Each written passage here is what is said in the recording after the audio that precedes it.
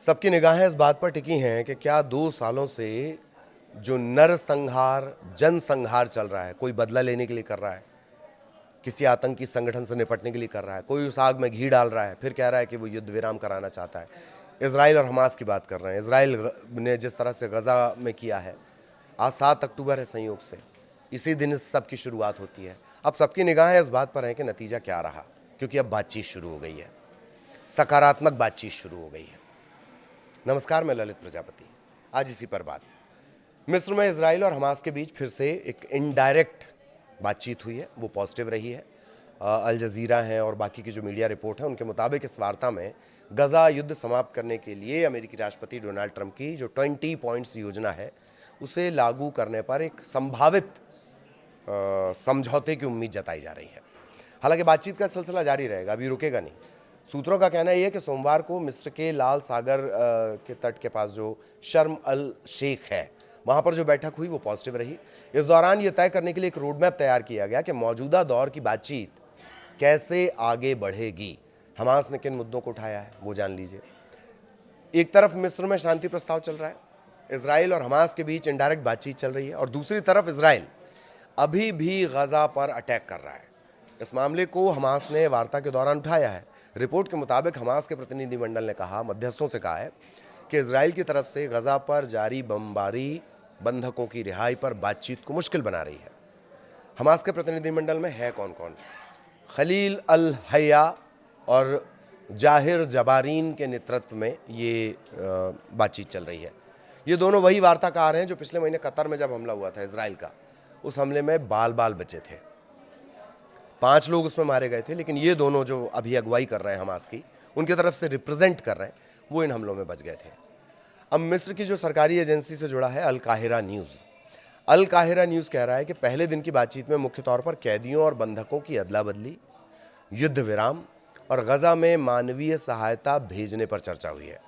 भेजने पर चर्चा क्या है कि वो जो मानवीय सहायता भेजी जा रही है, कम से कम उसे ना रोका जाए, उस पर भी जाहिरा तौर पर बात हुई होगी।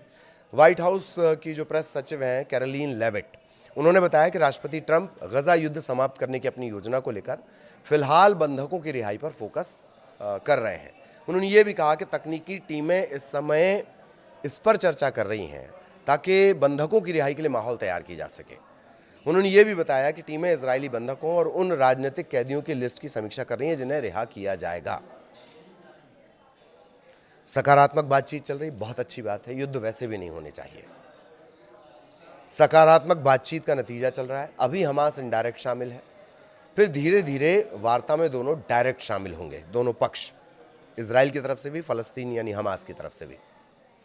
सोमवार दोपहर व्हाइट हाउस के ओवल ऑफिस से मीडिया को संबोधित करते हुए ट्रंप ने कहा कि हमें समझौते की संभावना बहुत अच्छी लग रही है और मुझे लग रहा है कि हम बहुत अच्छा कर रहे हैं। मुझे लगता है कि हमास कुछ बातों पर, अहम बातों पर सहमत हो रहा है।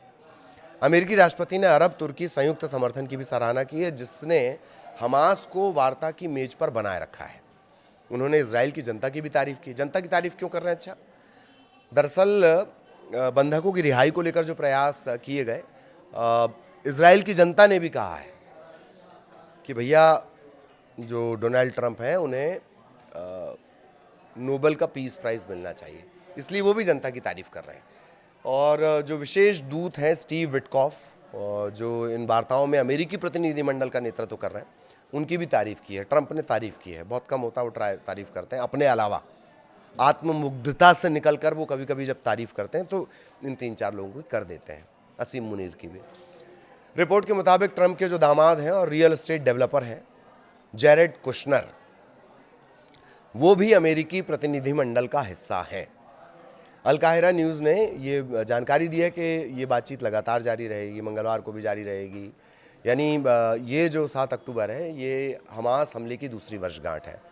इस हमले में 7 अक्टूबर 2023 को 1139 लोग मारे गए थे, लगभग 200 लोग बंधक बना लिए गए थे, और उसके बाद से इजरायली सेना ने गजा में कम से कम 67,160 फ़लस्तीनियों को मार दिया, 1,69,600 से ज़्यादा को घायल कर दिया, जो इस युद्ध की विभीषिका को जीते जी कभी नहीं भूल पाएंगे।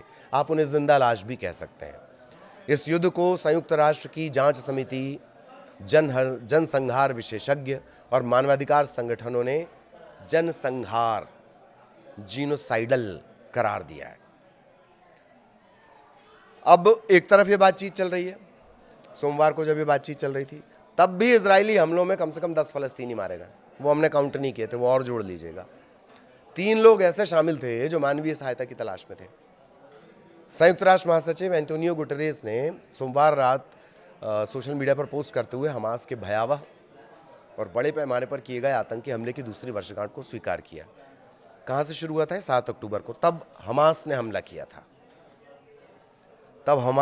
किया था। अच्छा, गुटेरेस ने एक बात और कही है, ये भी कहा है कि ट्रंप की तरफ से हाल ही में पेश किया गया जो प्रस्ताव है वो इस दुखद संघर्ष को समाप्त करने का एक अवसर है। गुटेरेस नहीं कहेंगे तो कौन करेगा? अमेरिका की तारीफ, मतलब ट्रंप की तारीफ गुटेरेस ने भी की है। खैर, अच्छी बात है, युद्ध समाप्त होना चाहिए। इससे ठीक पहले अमेरिकी राष्ट्रपति डोनाल्ड ट्रंप ने फलस्तीनी आतंकी संगठन हमास को धमकी दी थी। शनिवार को ट्रंप ने हमास को इजराइल के साथ जल्दी शांति समझौते पर कदम उठाने के लिए कहा और चेतावनी दी कि ऐसा नहीं हुआ तो तबाही का खतरा पैदा हो सकता है। इसके साथ ही अमेरिकी राष्ट्रपति ने इजराइल की इस बात के लिए तारीफ की कि उसने बंधकों की रिहाई और शांति समझौते को पूरा होने का मौका देने के लिए बमबारी को अस्थायी रूप से रोक दिया। लेकिन थोड़ा साफ कर देते हैं कि यह सिर्फ ट्रंप की नज़रों में ही रुका हुआ है। ये बम गिराना, बारूद के धमाके करना, ये सिर्फ ट्रंप की नज़रों में गिरा हुआ है, क्योंकि एक तरफ मिस्र में शांति के लिए बातचीत चल रही है, बातचीत का दौर चल रहा है, और दूसरी तरफ इजराइल के हमले लगातार जारी हैं। 10 लोग मारे गए हैं। जब ये बातचीत चल रही थी तब 10 लोग मारे गए, 10 फलस्तीनी। इससे पहले भी इजराइल ने रात भर बमबारी की। शनिवार को ट्रंप ने लिखा था कि हमास को जल्द कदम उठाना होगा वरना सारे दांव बेकार हो जाएंगे, मैं देरी बर्दाश्त नहीं करूंगा, जिसके बारे में कई लोगों को लगता है कि ये होगा या ऐसा कोई भी नतीजा जहां से गजा फिर से खतरा पैदा करेगा, चलो इसे जल्दी से पूरा करें, ये उन्होंने लिखा। ट्रंप ने यह भी भरोसा दिलाया था कि इस नाजुक समझौते पर इजराइल और हमास को कायम रखा जाएगा। युद्ध विराम होगा नहीं होगा ये एक बात है, लेकिन एक महाशक्ति का नोबेल शांति पुरस्कार का लालच, एक नेता के बदले की आग, इसमें अगर पूरी तरह कोई तबाह और बर्बाद हुआ तो वो गजा। 7 अक्टूबर 2023 से इसकी शुरुआत हुई थी और अब जमीन बंजर हो चुकी है। सालों लगेंगे उसे उपजाऊ बनने में। गजा की जमीन को, मलबा जो है उसे ही हटाने में करीब करीब 10 साल लग जाएगा।